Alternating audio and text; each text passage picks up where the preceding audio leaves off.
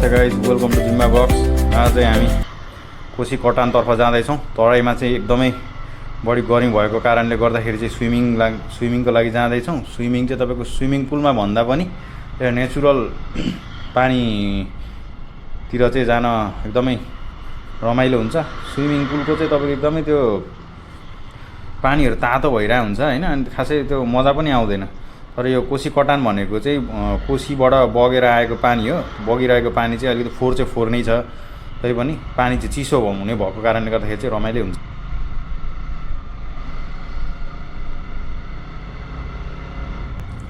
यो चाहिँ अहिले मध्य दिउँसो भएकोले गर्दाखेरि चाहिँ बाटो पनि अलिकति फ्री नै छ।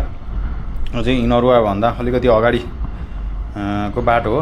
यो चाहिँ महेन्द्र हाइवे हो। यहाँबाट चाहिँ हामी पश्चिमतर्फ, इनरुवाबाट चाहिँ पश्चिमतर्फ जाँदैछौँ।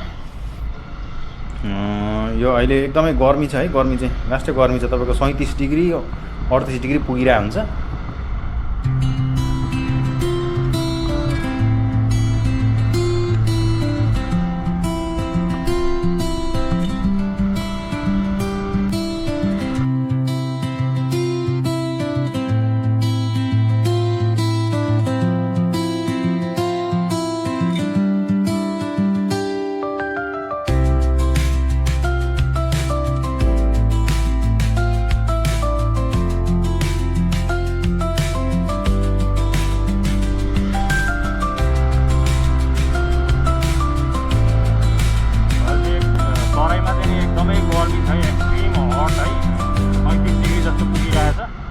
आज चाहिँ त्यही अलिकति हिटलाई चाहिँ कम गराउनको लागि चाहिँ म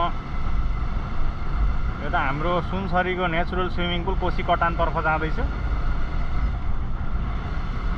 अहिले यतातिर चाहिँ दिउँसो भएको कारणले गर्दाखेरि चाहिँ अब नाइट गाडीहरू अथवा मर्निङ गाडीहरू चल्ने हो। लङ डिस्टेन्सवाला गाडीहरू चाहिँ कोही पनि छैन। त्यही भएर एकदम रोड चाहिँ लगभग सुनसान नै छ भनौँ।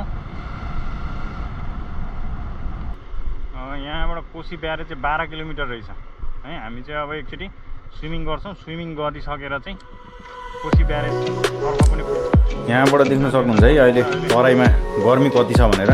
यहाँ चाहिँ केटाकेटीहरू चाहिँ मस्त स्विमिङ गरिरहेछन्। यही हो कोशी कटान, बगेको पानी हो। फोहोर चाहिँ फोहोरै छ। यहाँ देख्न सक्नुहुन्छ केटाकेटीहरू मस्त नुहाइरहेछन्। अब हामी पनि यसमै गएर नुहाउने हो। यो चाहिँ कोशीबाट छुटिएको हो। यो पुरानो कोशीमा बाढी आउँदाखेरि त्यही हो, जो कोशीको पानी आएको हुन्छ। यहाँ चाहिँ तपाईँले धेरै मान्छेहरू चाहिँ नुहाइरहेको देख्न सक्नुहुन्छ है। त्यो खेल्नेमा खेल न, खेल्छौ यो उसले क्यामेरा लिएर खेल न। त्यो भित्रको पानीमा जाऊ कि कस्तो देखिँदो रहेछ। उताबाट हेरौँ न, यहाँ देखिँदैन। डाइभ हानेको चाहिँ हेरौँ भनेको।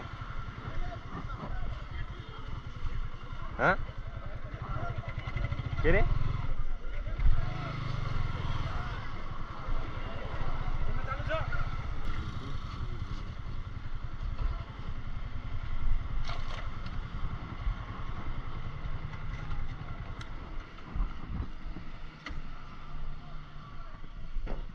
अब हामीले चाहिँ यहाँनिर एकछिन ओर्लेर कोशी कटानमा चाहिँ पौडी खेल्ने मनसाय बनायौँ। मान्छेहरू लास्टै धेरै छन् है। त्यहाँ देख्न सक्नुहुन्छ ती धेरै मान्छेहरू छन्। पानी फोहोर चाहिँ फोहोरै हो, तर यो गर्मीको अगाडि यो फोहोर त बरु फेरि गएर एकचोटि नुहाइन्छ। देख्न सक्नुहुन्छ भयभरको सबैतिरको 1 नम्बर 2 नम्बर अनि उता बिहारतिरबाट मान्छे आइरहेको हुन्छन् यहाँ चाहिँ स्विमिङ गर्नलाई। पानी खासै राम्रो चाहिँ छैन है। अब यहाँ हामी तपाईँहरूलाई देखाउँछौँ पनि। देख्न सक्नुहुन्छ भिड चाहिँ अति नै धेरै छ यहाँ।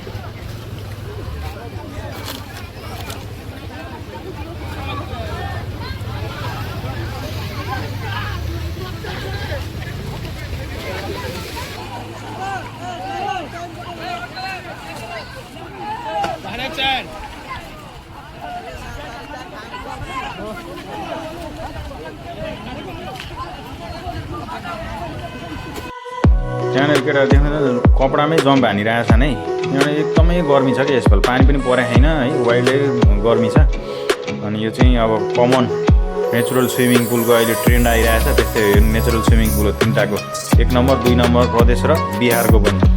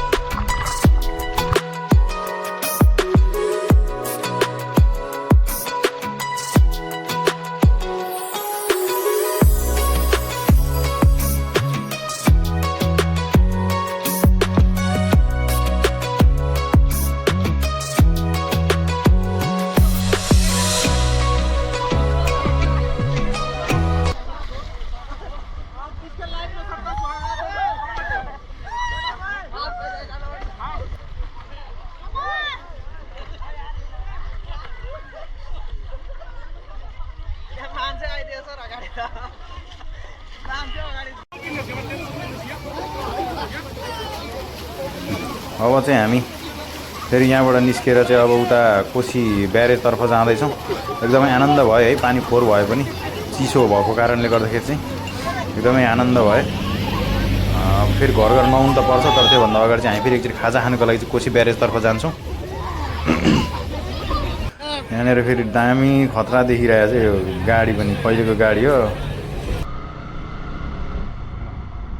चाहिँ हामी कोशी ब्यारेजतर्फ अगाडि बढ्दैछौँ। यहाँबाट 10 किलोमिटर रहेछ। अब यहाँबाट कोशी ब्यारेज चाहिँ तपाईँको 10 किलोमिटर रहेछ। भर्खरै कोशी कटान चाहिँ कट्यौँ। कोशी कटान भनेको चाहिँ यो पूर्वको चाहिँ swimming pool, natural swimming pool हो। यो चाहिँ तपाईँको कोशी नदीबाट चाहिँ अलिकति त्यो कटेको पानी हो। पहिला नै यो एकचोटि कोशी नदी फुटेर आउँदाखेरि चाहिँ यताभित्र पनि छिरेको थियो सबै। त्यति बेला अलिकति छुटेको पानी चाहिँ त्यहाँ आइरहेछ। यो चाहिँ अहिलेको महेन्द्र राजमार्ग।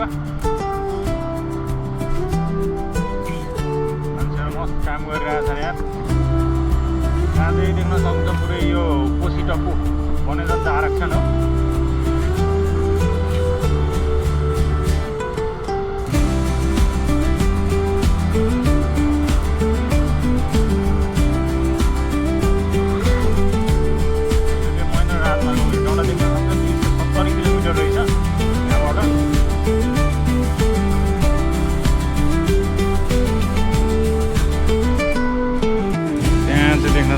हर्नाहरू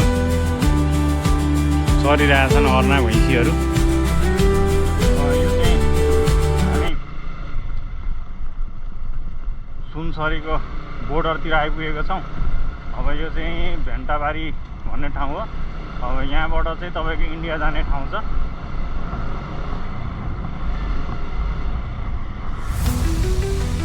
नाका देख्न सक्नुहुन्छ।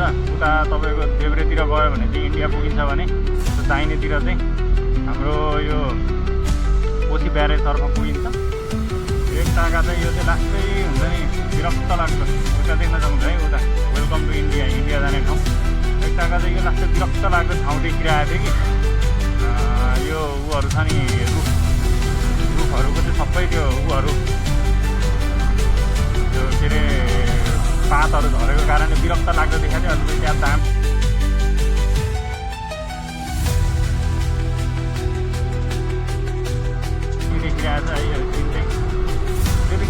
राम्रै थियो, त्यस्तो नराम्रो चाहिँ होइन। तर अहिले चाहिँ दामी देखिरहेको छ सबै पातहरू बलाएर।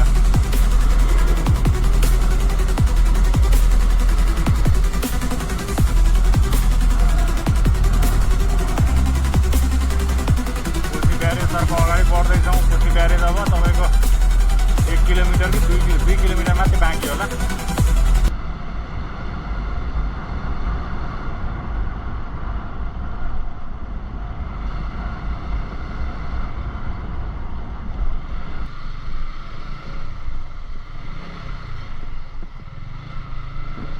यो कोशी पुलले चाहिँ तपाईँको सुनसरी र सप्तरीलाई चाहिँ छुटाउँछ।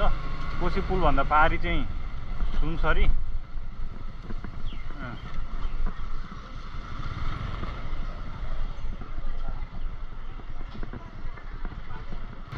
कोशी नदीले चाहिँ तपाईँको सुनसरी र सप्तरीलाई छुटाउँछ।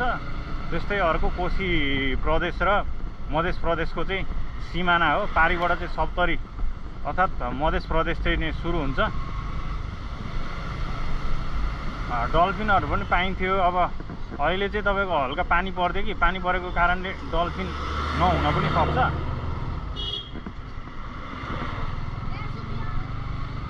त्यही पनि एकचोटि हेर्ने कोसिस चाहिँ गर्छौँ डल्फिन छ कि छैन।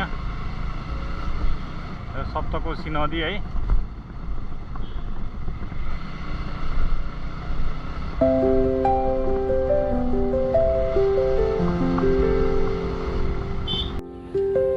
कोशी चाहिँ अहिले एकदम धमिलिएको छ।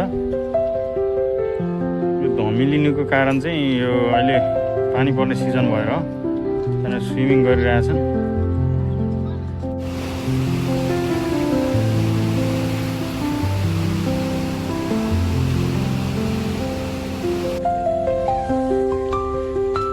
कोशी कटानमा चाहिँ हामीले स्विमिङ पनि गऱ्यौँ। अनि त्यस पछाडि खाजा खानको लागि कोशी ब्यारेजतर्फ आयौँ। कोशी ब्यारेजमा एकदमै पानीको बहाव चाहिँ बढिरहेछ। यो चाहिँ अहिले पानी सबैतिर बाढी आएको कारणले डल्फिन पनि खासै देख्न सकिएन। साँझको चाहिँ स्विमिङ गरिसकेपछि एकदम जिउ चाहिँ हल्का भइसकेछ। अब चाहिँ हामी फेरि घरतर्फ फर्कन्छौँ। आजको भ्लग चाहिँ अब यहीँनिर समाप्त